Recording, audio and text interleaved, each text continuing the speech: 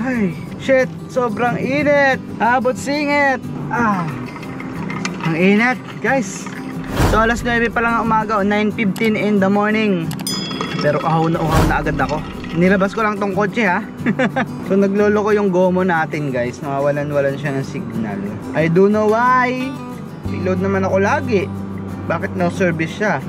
Yan, meron na, diba? So what's up sa inyo mga kawasak? So today ay Saturday. Medyo napaaga tayo ng labas. Ano oras pa lang? Alas 9, 9:17 in the morning. So wala pa din akong data. Bagal talaga ng internet dito sa lugar namin. Yung data ha. Kaya nagpalagay kami ng ano guys ng internet, no? Nagpakabit kami ng internet, yung fiber. Kasi nga ang bagal ng internet dito, ang bagal ng signal ng data. Papa Smart Globe dito at ano ba isa? Globe, Smart Globe. Tsaka dito is ganun pa rin, no? Online services, saver off, auto accept off. O yan, online na tayo guys. So as usual, pupunta tayo dun sa terminal natin sa JCJ Type Parts. Hey, napaaga tayo ng labas ngayon. Dapat alas 10 pa, pero it's okay, yung babe ko nasan. So anong balita guys, kahapon ay nakalaki-laki tayo, naka 2,000 tayo. Okay na yan, di ba? Ano oras tayo lumabas? Alas 10 na. Tapos natapos tayo ay bandang 4:30. O di ba? 4:30 natapos na tayong magbiyahe. Hindi na masama 'yun. O 10, 11, 12, 1, 2, 3, 4 o 6.5 hours. Tapos naka 2,000 tayo. O di ba? Kaya pa siguro 'yun maka 3,000. Siguro kung tumagal ako hanggang alas 8 ng gabi, pero hindi ko na pinatagal. Hay nako. So kaya pwede makatigil, no? So guys, wala pa tayong booking kasi kaka-online lang natin. So sana naman ngayong araw ay tayo ay makarami. Kahit tulad lang nung kahapon, no. Padalwa-2,000 is enough na yon, no. Kasi hindi naman natin kailangan bumiyahe ng matagal eh. Hindi naman natin kailangan bumiyahe ng para kumita ng mas malaki. Tama lang yung sapat na. At mabubuhay tayo sa pang-araw-araw. Mahina yung biyahe natin, pero kita niyo naman sa certain hour ko na pagbibiyahe, o di ba? Kumikita din naman tayo kahit papaano. Nakakapaghulog tayo ng sasakyan, di ba? Yun lang ang pinakamahalaga doon. Nakakahulog tayo ng sasakyan, nakabubuhay tayo araw-araw, nakakabayad tayo ng iba pa nating bills. So that's enough, and nagkakaroon tayo ng kaunting ipon, no? So mga kawasak, may booking na tayo papunta ng Salawag guys. Alright, let's go. May instructions kasi masyado daw masikip papasok. Saan ba yung R5? Okay. Sa kanto ng R5. So may instructions kung paano makapunta at masikip daw doon sa loob nila. Pero hindi ko naman maintindihan kasi hindi ko naman sa ulado yun. Hey! So mga kawasak, first booking. Long ride agad, 310. So dyan naman sa may Salawag. Dasma to Dasma lang din naman to guys, no? Pero maganda na tong panimula sa ating booking. Naka-grab pay. So mga kawasak, may panibago tayong booking dito din sa loob ng Abida Residences dito sa may Dasmariñas. Papunta naman to ng Silang, Cavite. Di ko alam kung Silang na to ay kung yung way ba papuntang Santa Rosa Tagaytay Road, or dito lang sa may malapit sa Dasma, no? So I don't know. So bahala na. So mga kawasak, nandito tayo ngayon sa West Ayala, West Grove Height dito sa may, hindi ko alam kung saan to. Sa Silang ata, pero Santa Rosa kami nag-exit guys. Ang fare niya ay basta may tip tayong 30 pesos. 2 bookings pa lang, nakaka 900 na tayo. 975. Oh yeah, diba? So ang layo lang nito guys. Grabe, wala ba nagtitip? Ay, wala palang tip yung una natin. Isang 310 at isang 665. So wala palang tip yon. My God, bakit wala kayong tip? So grabe, ang gaganda ng bahay dito. Di ko alam, parang mostly dito ay staycationan guys, no? So ang bigat ng sakay ko kanina, nahirapan yung kotse natin. Ang gaganda ng mga houses. Parang karamihan dito talaga ay for staycation, no? Saan na yung ating dinaanan? Ayun, no? Kanan. Ito mahirap ang layo kasi nung papasok, almost 3 kilometers guys. May makuha kayang pasahero dito kasi hindi tayo magtatagal dito sa loob Tamo lang kaming sakay kanina. O yan, unang rotonda kanan, pangalawang rotonda kaliwa. Ayan ang tinatandaan ko eh.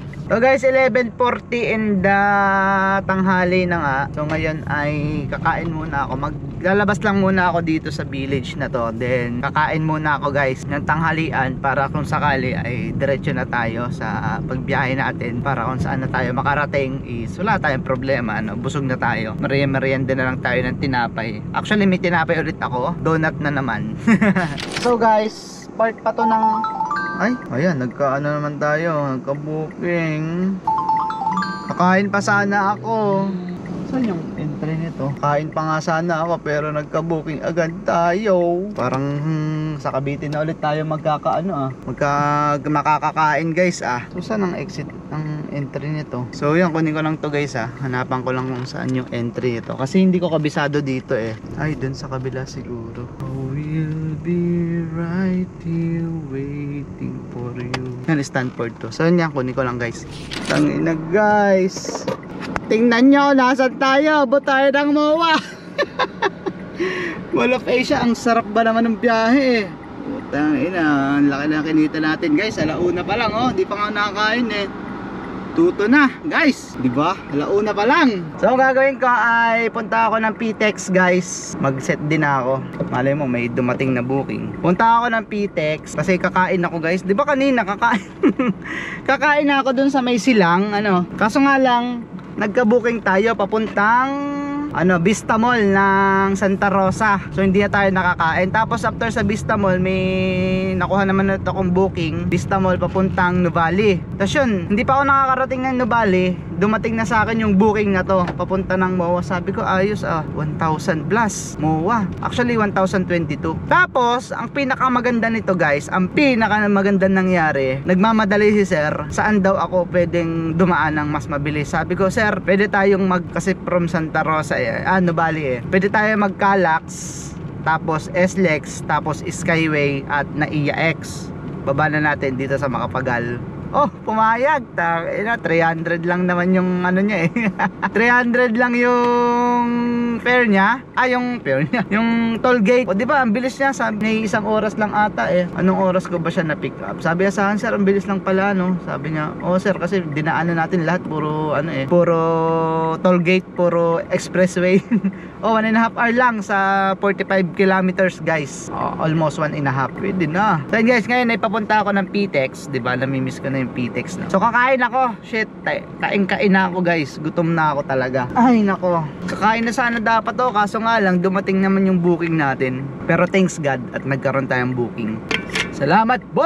Ayan, diretso ang Bacoor ngayon. After ko sa PTEX siguro guys, magkakalax na ako. 35 pesos lang naman. At exit tayo ng Bacoor, Cavite. Tapos doon na tayo maglalagay. Hindi na tayo tatanggap ng pa-NCR. Yan mga kawasak na-miss ko tong tambayan na to. Ang tagal nating hindi nag-Manila. Simula nung January ata, hindi na tayo nag-Manila guys. Tapos ngayon, anong buwan na? Anong petsa na ngayon, Tapos ngayon lang ulit tayo napadpad dito sa pag-grab, Although nakakapaghatid ako ng ng NAIA, ng tawag dyan PITX, dito sa MOA. Pero ngayon lang ito nakatambay ng ganito. So ang gagawin ko ngayon, guys, is kakain muna ako, kasi nagugutom na talaga ako. Kaya dapat ako kakain sa Santa Rosa. Kaso nga lang syempre nag-work tayo. Kailangan natin unahin yung work. Although pwede naman talaga ako kumain diba wala sana tayo dito kung kumain agad tayo dun at nagpatay tayo ng app. Ang ulam ko ngayon ay Tocino baby. Sarap nito. Yung kape ko nga di ko pa nahihigupan kasi nagsunod-sunod na yung ating booking. So thanks God. Alright guys, today is over. So yun mga kawasak. So natapos na tayo nandito tayo. Puta ka na, nasa Gentry na naman tayo. Ang lupit talaga ni Trisha. Ang lakas talaga ng panalangin niya Kada hapon na lang ang mga nadadrop off ko ay sa mga Gentry na, yung malapit na sa kanya. Ako naman di gusto ko siya sunduin at ihatid sa kanila So ngayon nandito tayo sa may Lancaster, pero malapit na to sa sa trabaho niya. So siguro tama na to kasi puta ka na, pagod na ako. Sobrang init kanina, nakakapagod din, promise, lasang kamatis. So mga kawasak, so ngayon siguro naman okay na yung kinita natin, 2,823. So may pasahero pa nga ako isa pabalik naman ng Imus guys. magkano din to, 300 din. Kaso nga lang tinanggihan ko na 8.27 km lang pala. Dat pala sinakay ko na. Pero tinanggihan ko na guys kasi gusto ko na umuwi. Kasi bukas Sunday, bibiyahe naman na ulit ako ng Sunday. So tama na to, baka naman mamaya ay mabugbog na naman tayo. Alam nyo ba yung sinabi ko dito para hindi maano yung cancellation rate natin tsaka acceptance rate o completion rate. So minekos-mekos ko na lang, tinawagan ko na lang yung ano natin kasi na-accept na natin tinawagan ko na lang yung pasahero natin at siya yung pinag-cancel ko. O diba? So bawal yun, pero isa din yun sa paraan na technique para hindi bumaba yung cancellation rate natin. So ngayon ko lang naman na yun nagawa. So ngayon ay naka 8 jobs completed tayo guys. So puro isa lang yung mahina-hina 67 pesos. O diba? Ang layo. Abot tayo ng Silang, Cavite, Dasma, Silang, tapos Santa Rosa, Nubali, o diba Santa Rosa din yun, tapos MOA, tapos Bacoor, Imos. Ito nasa Gentry tayo, 8 bayan ang ating pinagdaanan maghapon. Nakabot na tayo ng NCR. Ay, so yun lang mga kawasak, I'm going to pick up my baby labs. O kahapon naka 19 lang tayo, tapos ngayon ayos, tapos bibiyahe pa tayo bukas guys. Okay.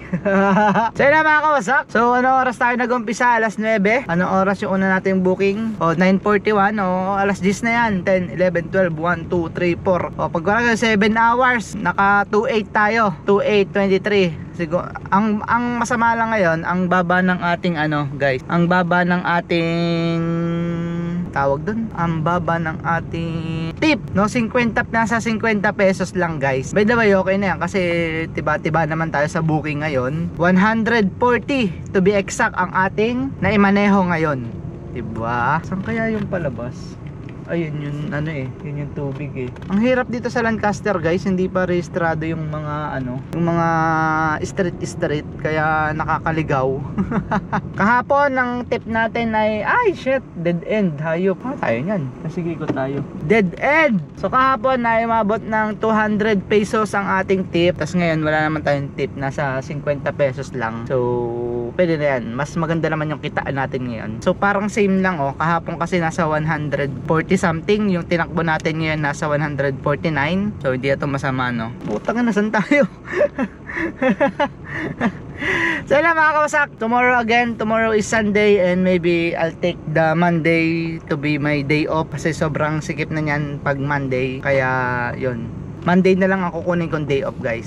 So yan, ride safe always sa inyo lahat and peace out. Ganda dito sa Lancaster